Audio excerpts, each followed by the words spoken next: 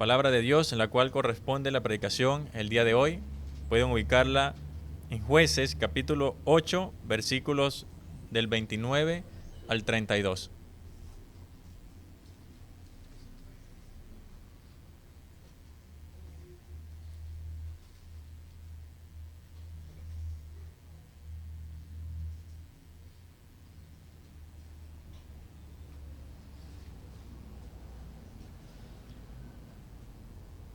Jueces capítulo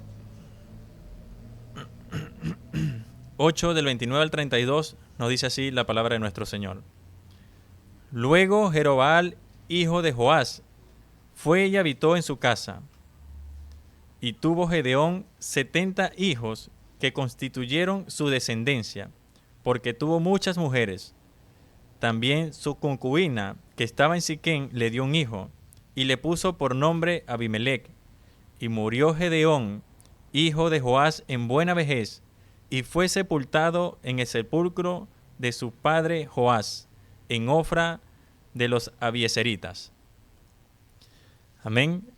Vamos a invitar a nuestro pastor, por favor, si es tan amable, para que nos dirija en la predicación de la palabra de nuestro Señor.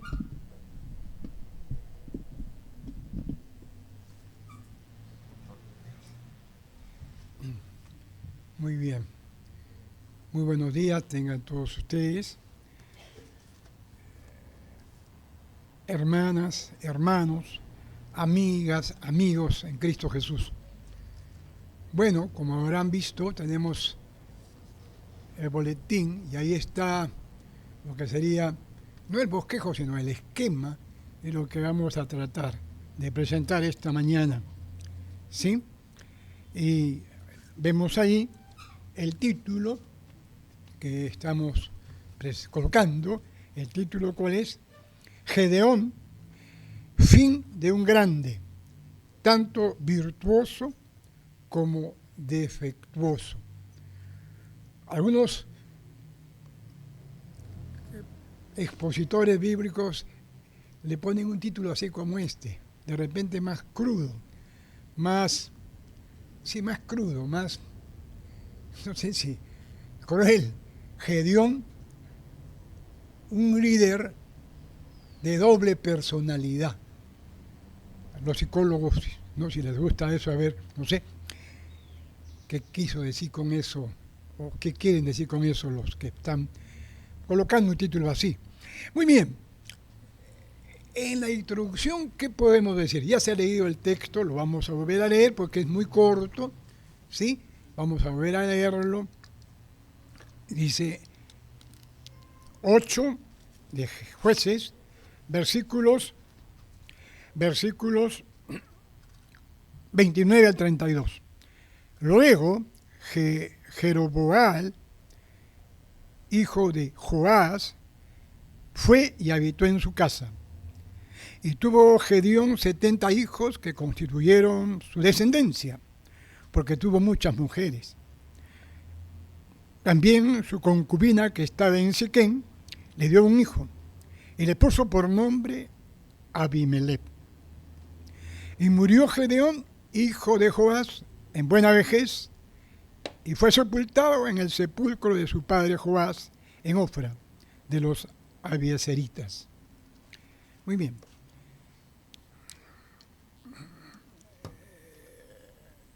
El fin de la vida. Yo les confieso que a mí me llamó mucho la atención la muerte de un personaje peruano de trascendencia mundial. O sea, no cualquier peruano. Casi me imaginaba que no se podía morir o que no se iba a morir, porque casi siempre da opinión, casi siempre es buena, a veces decía tonterías, como todo ser humano, pecador, pero mayormente decía cosas geniales, brillantes, sobre la vida nacional y mundial. Me refiero a Vargas Llosa, un encumbrado personaje mundial peruano. Y no sé, se me metió la idea que él no podía morirse, como si es Vargas Llosa. No sé. Estuvo en nuestra casa cuando vivíamos en La Molina, en un lugar alquilado por la misión presbiteriana. de los Estados Unidos. Algunos conocieron el local, ¿se acuerdan? En La Molina, que era una casa grande con piscina, ¿no? Con amplios jardines, y venía sin nada gusto y casi llenar el templo. ¿Quién no quería ir? Con piscina, ¿no? Y ahí estuvo, aceptó venir un líder mundial de la teología cristiana bíblica evangélica, no presbiteriano, anglicano, que había sido uno de los capellanes de la reina Isabel. Me refiero al gran John Stott. Y para mí, para los que estuvimos ahí, porque no era auspiciado el evento por la Iglesia Presbiteriana de La Molina, prestamos el local para el mundo académico y universitario cristiano. Y se llenó. Estuvo ahí toda una tarde, John Stott. Y verlo a John Stott, saludarlo, y que él, a uno lo sonriera. Le decían muchos el tío John. Este sí que no se muere, decía yo. Este no se va a morir. ¿Cómo se va a morir? Y se murió. Claro, 90 años, pero igual. ¿Con esto qué quiero decir? Que Gedeón, siendo que fue un personaje de polendas, al punto que sale en la Biblia en Hebreos, en la lista de los héroes de la fe, no cualquiera salía en esa lista. No era cuestión de ahí a proveer, no. Salía ahí el que era de alguna manera indicado por el Espíritu Santo. Y el escritor a los hebreos lo coloca a él ahí, a Gedeón. Pero Gedeón también tuvo su final. Y en estos versículos vamos a ver tres cosas sobre el final de Gedeón. La primera, miren el versículo allí, bien simple. La primera es el versículo que dice, versículo 29. ¿Qué dice otra vez el 29? Dice el 29, luego Jeroboam, hijo de Joás, fue y habitó en su casa. No dice descansó, reposó en su casa, dice que fue a su casa. Y en la lógica bíblica, cuando ya se habla así de ir a su casa, básicamente era ya para el descanso, para el reposo.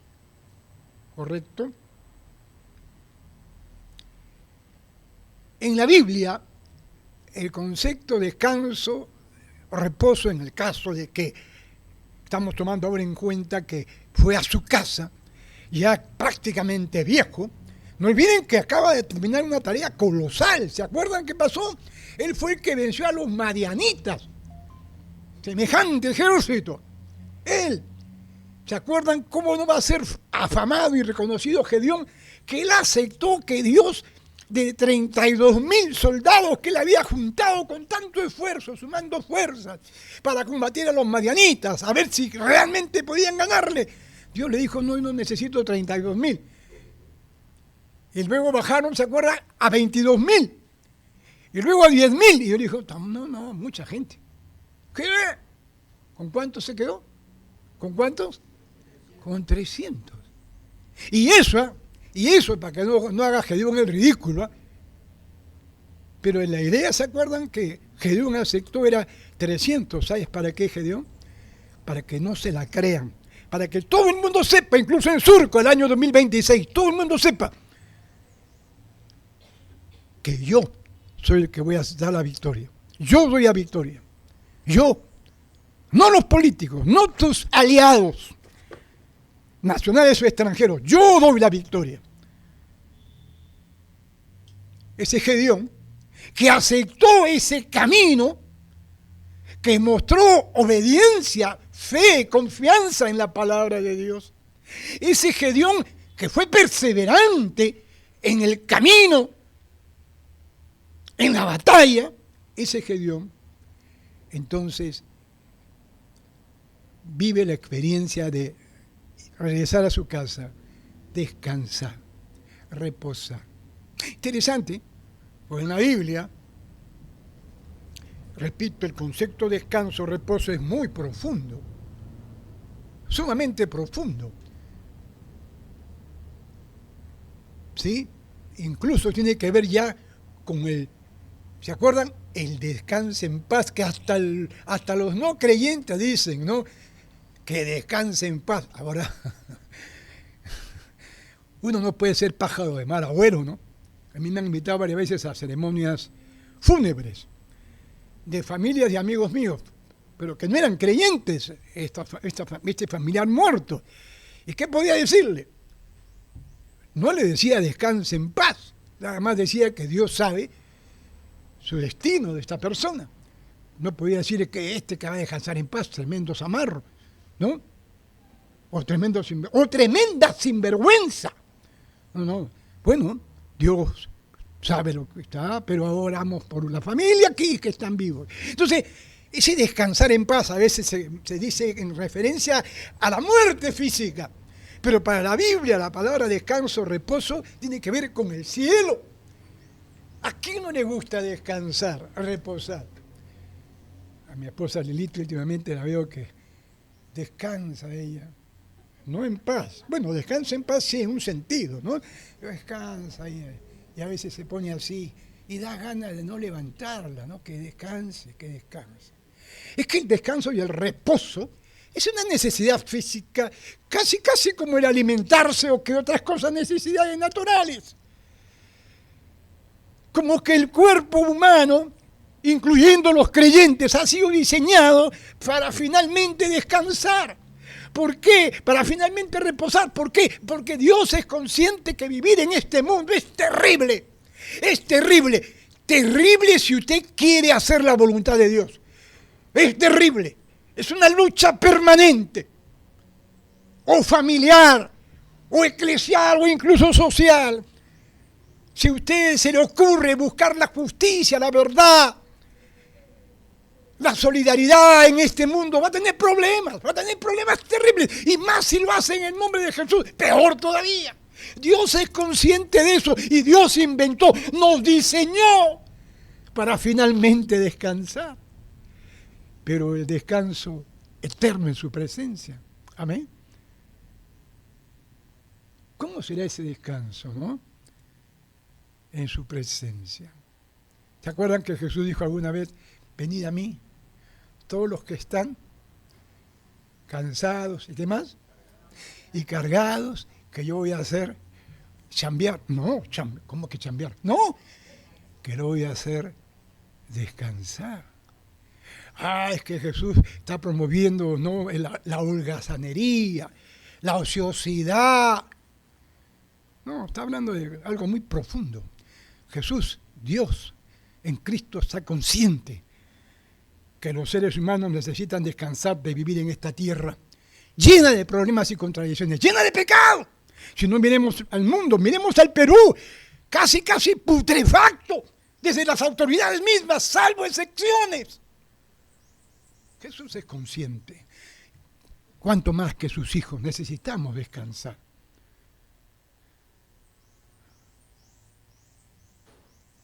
Y Gedeón, o Jerobal, ¿se acuerdan por qué era Jerobal? ¿Por qué? Porque destruyó la imagen de Baal y de Acera. Dos imágenes de los madianitas y de los mismos hebreos que tenían una práctica religiosa, si se quiere, mezclada. Adoraban a Yahvé y también adoraban, o sea, con el Dios y con el diablo, la tendencia de siempre de los seres humanos, incluso de los que se llaman religiosos.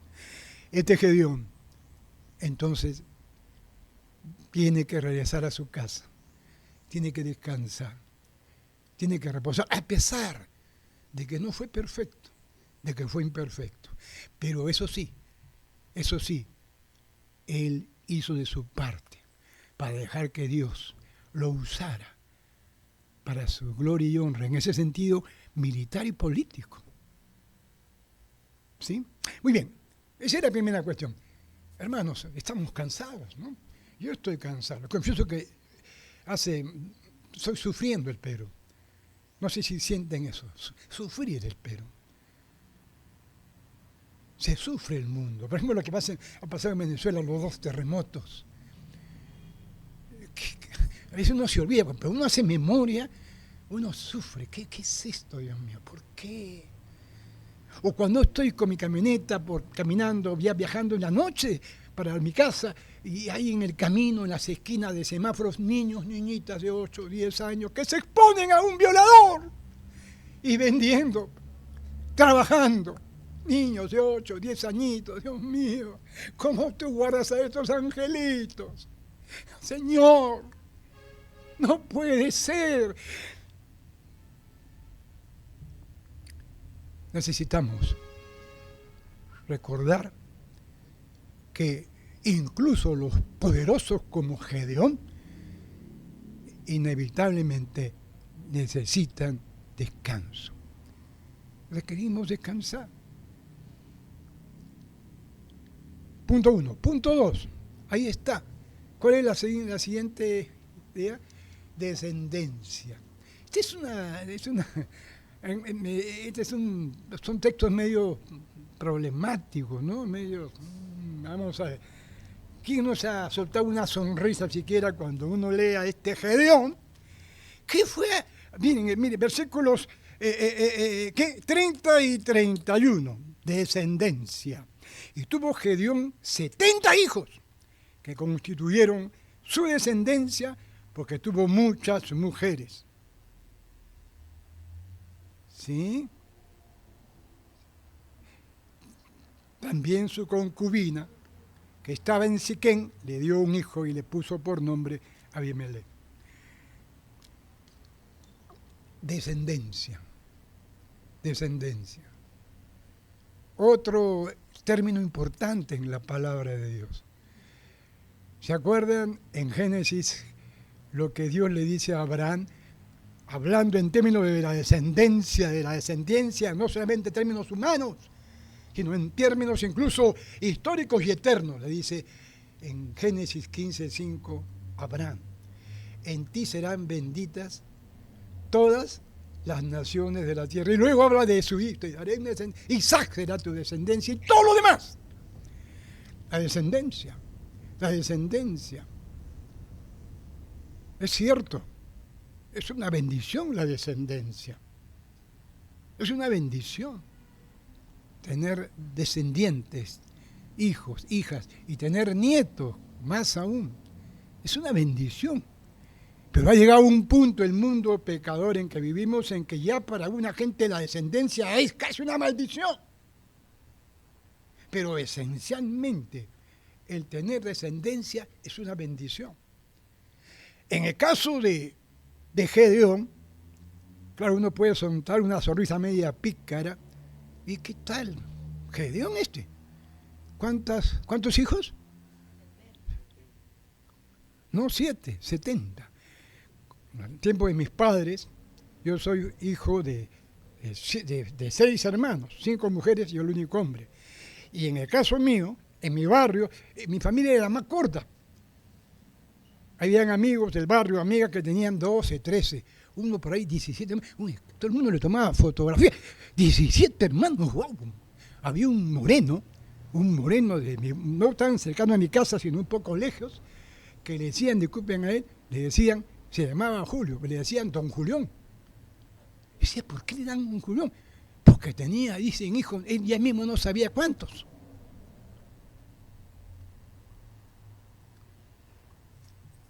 En esos tiempos bíblicos era prácticamente, no solamente tener muchos hijos, no había el cuidado para tenerlos, no se comprendía posiblemente la teología acerca de saber administrar la creación, comenzando con nuestra propia familia, que poco a poco se ha ido descubriendo en la palabra que hay que tener, desde allí incluso, saber cuántos hijos tener, cuántos no, según la providencia de Dios. No había esa bendición de tener la mente sobre ese asunto esclarecida. Sí, es muy posible. Pero en la cultura, además era normal tener muchas mujeres. No, la monogamia era casi rara. La monogamia fue inventada por Dios. Hemos sido creados para ser monogámicos. Un hombre, una mujer, punto y fin. Pero el ser humano, pecador, desde siempre pescó en ese campo con la poligamia. Y Dios lo permitió. ¿Pero por qué permitió Dios la poligamia? ¿Por qué la permitió? ¿Por qué? Porque se juntaban varios problemas que resolver. Las mujeres prácticamente en ese tiempo andaban desguarnecidas. Si no había un hombre que las respaldara, eran peor que esclavas. Entonces, de alguna manera, Dios permite esto para que las mujeres que se casaran con un hombre, varias, estas tuvieran la protección del hombre, tuvieran el cuidado del hombre. O sea, fueron medidas circunstanciales. Dios en su misericordia infinita. ¿Se acuerdan de Adán y Eva? ¿Se acuerdan de Adán y Eva? ¿Correcto? ¿Se acuerdan? Y Dios les dijo, el día que pecaren, ¿qué dijo? De cierto, morirán. Hay un chiste ahí que es gracioso. Me parece gracioso, ¿no? Dice, sí, a ver si me acuerdo bien, si Adán no hubiera, o a Eva hubiera comido el fruto, no sé si era una manzana, dicen otros dicen eran un mango, el fruto que sea. Si no hubiera comido la mujer y el hombre el fruto, si no se hubieran comido a la serpiente, si hubieran sido chinos, se hubieran comido a la serpiente. Y ya no había pecado, ¿no? Si hubieran sido chinos. Bueno, disculpen, una cosita ahí para que la gente que está por acá mira que se queden dormir. Muy bien, entonces, miren, desde siempre, desde que dejaron el paraíso, el hombre comenzó a hacer con su vida como animalitos. Y eso explica, ¿no? Ahora, descendencia, muchas mujeres, etcétera, ¿correcto? Pero hay un caso aquí, miren, muchas mujeres que tuvo eran sus esposas, pero hubo una que no era su esposa, era concubina, o sea, una rimadita, posiblemente una empleada, qué sé yo. Y miren cómo es Dios. Dios permitió que tuviera con ella un hijo, el cual se llamó Abimelech. Y ese hijo Abimelech resultó, y vamos a predicar más adelante sobre él, toda una joyita. Abimelech. Terrible. O sea que ciertamente hay cosas interesantes, humanamente atractivas, sobre tener muchas mujeres y muchos hijos, pero las consecuencias de eso son terribles. Por eso es que tiene que venir Jesucristo y ordenar todo y decir, basta y fin. Que volvamos al ideal de Dios. El matrimonio es monogámico, hombre, mujer y punto. Y más aún, matrimonio en el propósito de Dios. Porque ahora se casan con uno, pero esa una no se ha escogido bien, no se ha pensado. Se casan con cualquier chiflado, cualquier mamarracho. Que abundan. Casarse con una mujer o con un hombre en el plan de Dios. Bueno, este Gedeón entonces, en ese sentido, no se diferenció de la gente de su tiempo. Más aún, siendo un personaje, tenía casi derecho de tener hijos y mujeres, esposas. ¿Se acuerdan de Salomón? Salomón sí fue campeón. A él no se le puede quitar el título campeón. ¿Cuántas mujeres tuvo Salomón? Perdón. Dice 700 esposas. 700 esposas. Y dice, señor, ¿qué tal raza? ¿Cómo qué tal raza? Pero después, ¿qué pasó con Salomón? Y todo lo que vino después, se partió el reino. Esa actuación de Salomón y 300 concubinas. Este no sé qué tiempo tenía para gobernar este hombre. Terrible. Pero cuidado, uno dice, si aquí hubiera gente no que, pastor, qué bueno. Pero las consecuencias de eso, ¿qué fue? Se partió el reino. Casi históricamente para siempre. O sea, todo esto que parece que son concesiones de Dios, tienen consecuencias. Muy bien. Entonces, descendencia. descendencia. Dios quiere darnos descendencia a todos, especialmente a sus hijos. Especialmente a sus hijos. ¿Sí? Ustedes saben lo que está pasando hoy en el mundo, ¿no? En el Perú mismo ya. En Europa ni hablar.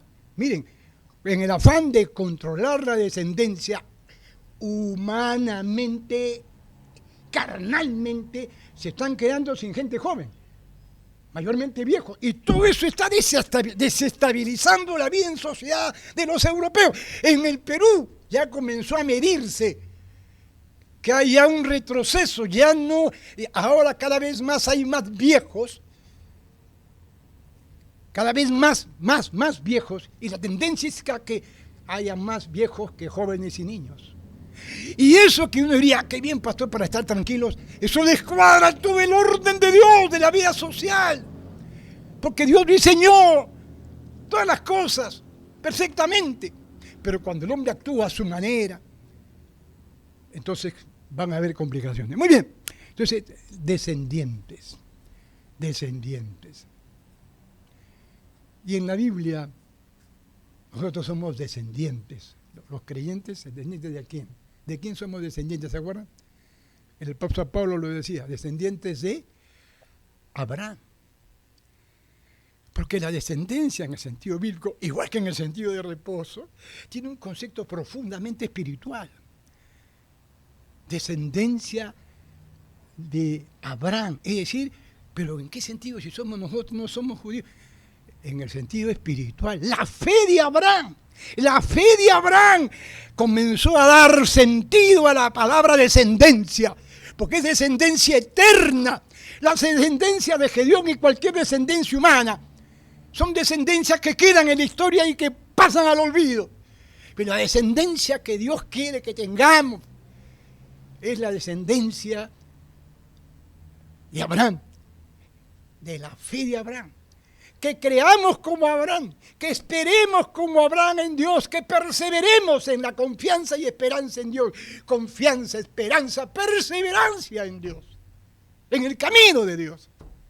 Descendencia. Yo alabo a Dios porque mi abuelo Miguel Ángel Ayón Vargas, lo conocí, trujillano él, tenía unas manazos, cuando ven acá, me decía a mí, Nelsurio, no me gustaba, chiquillo, Nelsurio, ven, y ¡pum!, me agarraba, y tremendo, y me hablaba el viejo, ya era pentecostal el viejo, pero él, a sus dos hijos, a los dos, casi por las malas los hizo creyentes, y pentecostales, mi papá Diego, mi tío Víctor, y luego, mi papá Diego tiene hijos, 5 mujeres, un varoncito. Descendientes. Mi papá no conoció a mis 2 hijos, a Pablo y a Miguel. En la fe también, gloria a Dios. Es un milagro que estén en la fe. Dios, como que nos hubiera agarrado camote, cariño a los Ainón. Dios quiere que nuestra descendencia viva para siempre. Y conozco a mis nietos. Anteayer fue cumpleaños de José Andrés. Para mí, mi esposa es un niño bello. Cuando yo mando la foto a mis hermanas y ellas pasan a sus amigas, ¡ay!, dicen, ¡qué churro! Las mujeres, ustedes saben cómo son las mujeres no creyentes, ¿no? ¿Qué están comiendo? Son españolas, churros. Bueno, bellos. Pero José Andrés sabe, de 13 añitos, José Andrés, todos los días tu abuelo ora por ti, para que tú seas un discípulo de Jesús, no un religioso evangélico más, como ahora abundan en el Perú y el mundo, ya no, sino un discípulo de Jesucristo. Gracias, abuelo, me dice así, gracias, abuelo. Y ojo, José Andrés anda con su Biblia en la mano, y como las gringuitas lo siguen, lo persiguen como toda, ¿no? Y le dicen a ver si pueden ser sus amigas. Y dicen, no tengo tiempo porque yo estoy dedicado a las cosas de Dios. Y anda con su Biblia. Ahora, pero, y espero que los hijos de José Andrés, si todavía Cristo no viene antes a la tierra, Sigan esa línea. Descendientes de Abraham. Génesis 15:5. Recuerden, tu descendencia será, dice, puedes contar las estrellas. ¿Se acuerdan lo que le dijo? Puedes contar las estrellas, Abraham. Y ustedes saben por la ciencia física que, por la astronomía, es imposible. Es imposible. Dice, como la arena del mar. La arena del mar, qué exagerado. Dice, así será tu descendencia. Señor Jesús, ¿cuándo vienes? Cuando la última arenita, la última chiquitita, crea y venga a mí, ahí, terminó. Pero imagínense, no sé cuánto falta para la arena, no sé. Lo que sí sabemos es que cada vez más está más cerca el final. Amén. Muy cerca el final. La tierra está temblando, toda la tierra. Al punto que yo ya no, bueno, yo no siento porque soy pastor, pero ustedes solamente sienten los movimientos, los temblores. Y siente, pastor, no siento. Todo el mundo está temblando, hay un enjambre de temblores. Aparte de la corrupción, ¿se acuerdan? Por haberse multiplicado la maldad. ¿Se acuerdan? La caridad de muchos. ¿Qué más multiplicación de maldad hay? A todo nivel. Bueno, terminemos. Deceso. ¿Sí? Era fácil, ¿no? Descanso, con D. Descendencia, con D. Y deceso. Podemos poner muerte, pero no cuadra, pues, ¿no? Deceso. ¿Qué dice el 32? Es interesante. ¿Cómo termina el 32? Caray, tengo poco tiempo. ¿Cómo termina el 32? Dice, y murió Gedeón, hijo de Joás, en buena vejez, y fue sepultado en el sepulcro de su padre Joás. Pastor, este caballero, 70 hijos, pastor, muchas mujeres, concubina, y el hijo que le salió, que vamos a ver después, que, Dios mío, qué joyita. Y dice que murió. ¿Cómo es? ¿Qué más dice? Que en el 32, me impresiona el versículo 32 cuando dice, murió en buena vejez y fue sepultado. A varias artistas le preguntan, o gente, yo compro el comercio los días sábados por la revista Somos. Después no leo el comercio, pero leo otras cosas. Y en la revista Somos hay en la parte final una especie de entrevista a los famosos, o famosas peruanas, ¿no? Y ahí casi todos les preguntan, ¿y cómo te gustaría morir? No le dicen, ¿te gustaría morir? No, porque es una pregunta toda estúpida, ¿no? Como que, ¿cómo te gustaría? Y casi todos coinciden, o todas, me gustaría dormir durmiendo. Hay una canción que dice, quiero dormir cansado. No, pero no sale. Entonces, durmiendo. Y yo a mi Dios hace años que le estoy orando, desde que cumplí 70 años, hace como 6 años o un poco más, que le digo, Señor, que mi vejez, miren esto, no es en broma, es en serio. Ustedes se están ganando varias cosas, pero está bien. Que mi vejez no sea ni dolorosa, ni dolorosa, ni dolorosa, ni dolorosa. Va uno. Ni penosa, penosa, penosa. Van dos. Ni onerosa, onerosa, ni vergonzosa. Eso le pido a mi Dios y espero que lo cumpla. Porque estoy terminando casi ya. Ayer miraba un artículo científico que me llamó la atención. Los científicos, los investigadores del cuerpo humano están pero planteándose esto, ¿hasta cuánto tiempo puede vivir el ser humano con este cuerpo? ¿Hasta cuánto tiempo? Y lo interesante es esto, que claro, dice, teniendo sumos cuidados de alimentación, oscila entre 150 años casi a un poco menos de 200, o sea, entre 150 y casi 200 años.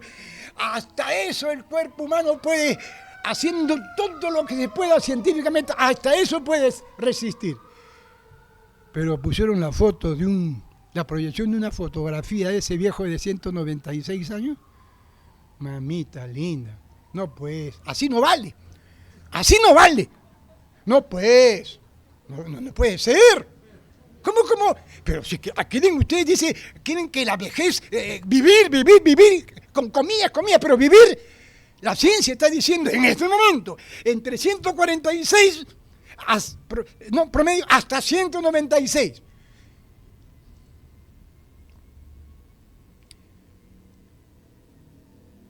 La muerte es un hecho. La muerte es un hecho. Y claro, todo el mundo sabe cuándo se va a morir, ¿no es cierto? Eso es lo bueno, ¿no? Acá Dianito sabe, ¿no? ¿Qué tiempo? Y Eunice también. Carlitos, ni hablar, ya sabe, ¿no? Cuándo va a morir. Nadie sabe, eso es lo más cruel. Nadie sabe cuándo es el último día ni el último momento. No se sabe.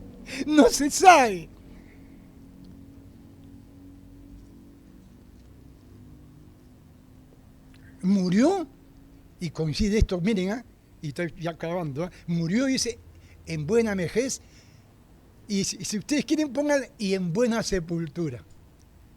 No dice en buena sepultura, pero en sepultura. Parecido a cómo fue la vida de Moisés, en buena vejez. Y él no fue sepultado, nadie sabe qué pasó con su cuerpo. Pero el caso de José en Egipto, en buena vejez. 110, 120 años, que era la edad más o menos para que a uno lo reconozcan. Yo me imagino que Dios dice, para que esto lo reconozcan, hasta 120, ¿no? Ya después, ni él mismo se va a reconocer. En buena vejez y en buena sepultura. Miren, hasta Dios se preocupa de nuestra sepultura. Que nos sepulten bien. Y José, ¿se acuerdan lo que le dijo a sus hermanos? Cuando estaba ya muriendo, dijo que mis huesos, miren, cuando dejemos Egipto, pero si estamos bien contigo, José, como cuando dejemos Egipto, y entremos a la tierra prometida, no se olviden de llevar mis huesos. ¿Se acuerdan o no? Ese Josecito.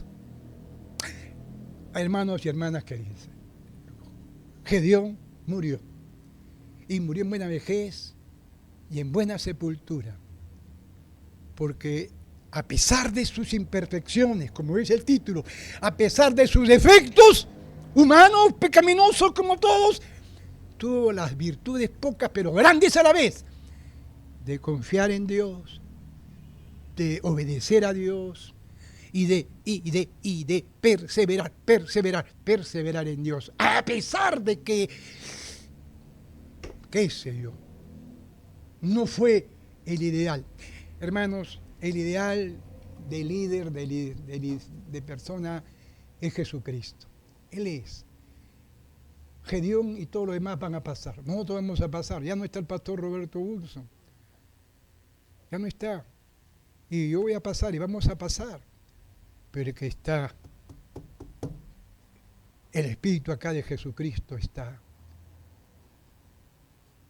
Que realmente descansemos en Cristo. Que nuestra descendencia tome en serio a Jesucristo. De tal manera que nuestra muerte física simplemente sea el salto a la vida eterna en la presencia de Dios. Amén.